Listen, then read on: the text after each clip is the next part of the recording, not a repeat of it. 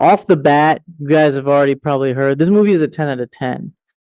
People in Japan were saying, because the movie came out in Japan last month, that this was animation that they've never seen before.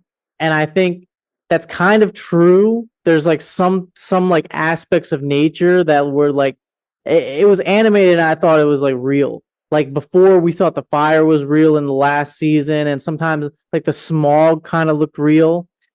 10 out of 10 animation. I don't think it was anything mind blowing in terms of the novelty, like something new that some people were saying, but the fights, 10 out of 10. There is no anime that has better animated fights than this movie. This movie is just straight hands. People are throwing hands the entire movie. There's some backstories here and there. There's some emotional aspects. There's some dialogue. There's some story. The fights are just absolutely crazy in this movie. One recommendation I will give you guys is you need to watch this movie in IMAX if you want to get the full essence of this fighting animation. It's not just the picture quality.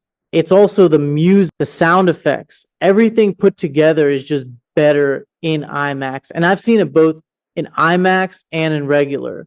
And I will tell you, the IMAX is definitely the way to go here. So the con that I have with this movie is that I felt like this movie should have actually been split into 3 long episodes.